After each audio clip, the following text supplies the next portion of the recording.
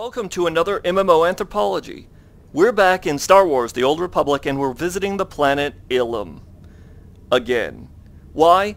Because Ilum has returned itself to the news with a glitch that affects PvP play and highlights a community problem with faction-based MMO games that rely heavily on player versus player populations to make the elements of the game interesting. In this episode I will cover not only what the would-be bug, but speak about how player versus player content in games affects the player culture. Let's take a tour of the news, oh look, and this particular cultural subject, shall we? Well, Ilum looks like kind of a frosty, hostile world like Hoth, and it's actually kind of beautiful. Star Wars: The Old Republic and games like it often suffer from a faction, thank you Tauntaun, imbalance. A faction imbalance is people tend to like one group more than another. In the case of SWtOR, that would be the Empire, with imbalances showing up as much as 6-to-1. Patch 1.1 added not just a massive incentive to go to Ilum for PvP, via greater valor rewards for killing members of the opposite faction, but also added an effect where turrets failed to properly res in and defend spawn points.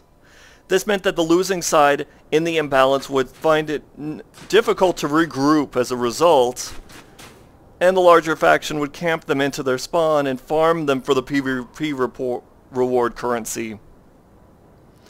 With Valor rewards boosted, this meant that even more people went to Ilum to reap the reward. To this end, the fact of the faction imbalance only served to increase and amplify the obviousness of its presence.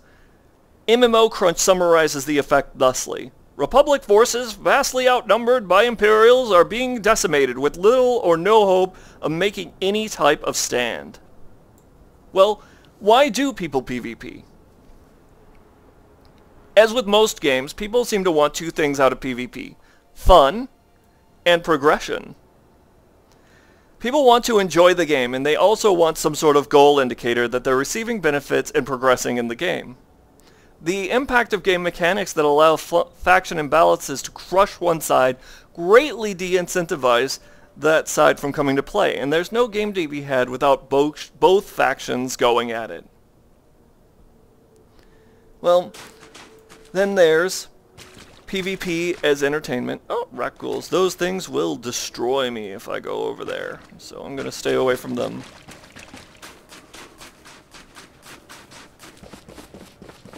Isn't that gorgeous?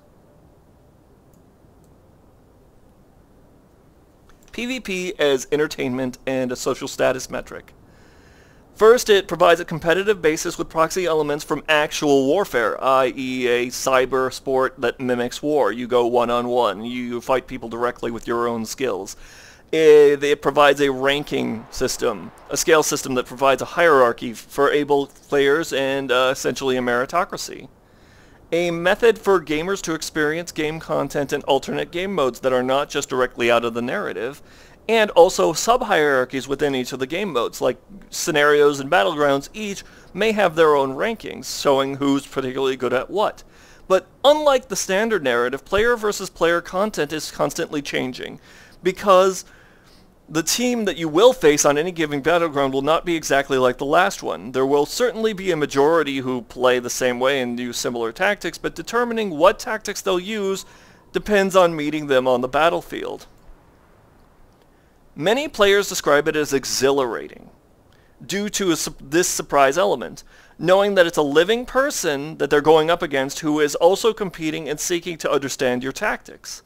Player versus player is also a group and team-based challenge that is approached from many angles. Many games like SWtOR and WoW both provide one-on-one duels and world PvP, like here in Ilum, for example. There's also battlegrounds, as I described, as scenarios that are designed to put teams of like faction together who must work together to win, especially in game modes that require capture the flag and retention of flags, or of points, or, running the flag to the opposite area.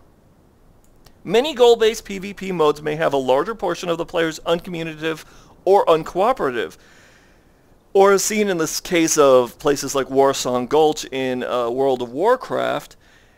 you'll see that most people will rush to the center, whereas a small group who organically work together either to defend their flag or to rush the other flag may end up winning the game with little or no support.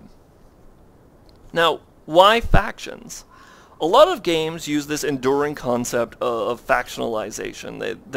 They seek to split the player base so that there is some sort of reason for them to fight each other rather than just throwing them together into whatever seems to fit the point.